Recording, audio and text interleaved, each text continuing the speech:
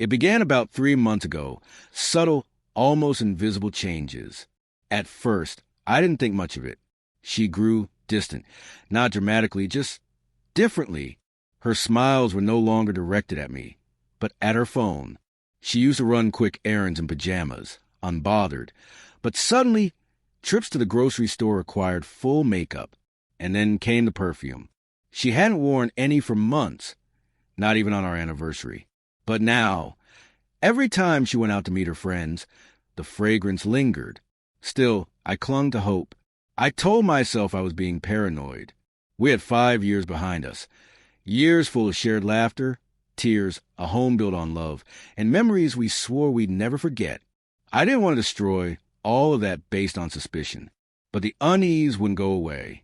The moment everything shattered came on an unremarkable Thursday night. She was in the shower. I went to the kitchen to grab my phone charger. Her phone was lying there on the counter, lit up. A message popped up from an unsaved number. Last night was amazing. I can't wait to hold you again. Same place Friday. I stood frozen. My heart slammed in my chest, each beat pounding in my ears. My hands trembled. I quickly snapped a screenshot and sent it to myself, making sure to delete any trace of what I'd done. I didn't say a word that night. I lay beside her in bed, staring at the ceiling while betrayal settled like a stone in my chest. But I knew one message was enough.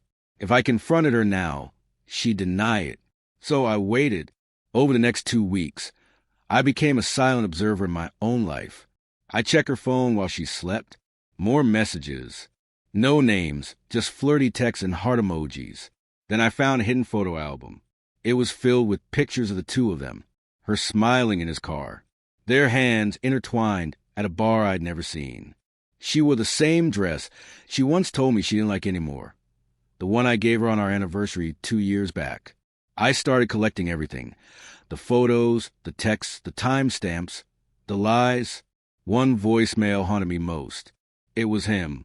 He called her baby and joked about how she was still married. She laughed. That laugh, it used to be mine. But I didn't cry. I didn't scream. I didn't even feel anger. Just a cold, hollow numbness. I kept replaying every moment of our marriage, trying to pinpoint when it had all started. Was it when I lost my job and withdrew into myself? Was it when she met him at work? I'll probably never know. What I did know was that I couldn't keep living like this. Still, I didn't want some loud confrontation. No shouting matches. No tears. I wanted her to feel what I felt.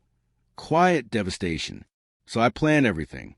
That Friday, she got ready like she was attending a gala.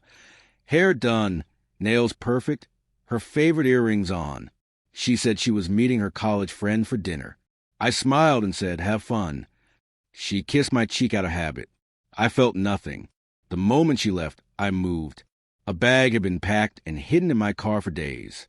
I walked through the house, removing every trace of myself. My clothes, my books, even my toothbrush. I took our wedding photo off the wall and placed it face down on the living room table. I pulled my shoes from the hallway and switched off the Wi-Fi so she couldn't reach me on WhatsApp. Before I left, I wrote one email. I attached every piece of evidence. Pictures, messages, voicemails. Neatly organized. At the bottom, I typed just one sentence. "You don't have to lie anymore. I'm gone." Then I left. I drove to a friend's house, a close one who knew everything and had offered me a place to stay. That night, I watched the home security footage from my phone. She came home around 11 p.m., smiling, practically glowing. She was humming a tune and looked more joyful than I'd seen her in months. She took off her heels, dropped her bag, and headed toward the bedroom. Then she stopped. Something wasn't right. I saw it in her face. She glanced at the closet. Half empty, checked the bathroom. My toothbrush was gone. She opened the drawers. My clothes were missing. Then she walked to the living room and saw the wedding photo, face down. Panic set in. She called out my name. Once, then louder. She pulled out her phone and dialed me over and over. I didn't answer. After the sixth call, I blocked her. I had nothing left to say. By morning, she had sent more than 20 messages.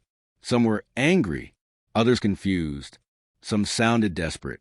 She said it wasn't supposed to go this far. She claimed she still loved me, that she made a mistake. But she never once said she was sorry for the betrayal. She was sorry she got caught. I didn't reply. I didn't need to. Her reaction said everything. She never imagined I'd walk away. She thought I'd always be there, no matter what. But she was wrong. I never looked back. The peace I felt afterward. I hadn't known that kind of quiet in years. Yes, it hurt. But sometimes, letting go is the only way to start healing. She chose her happiness. I chose my dignity.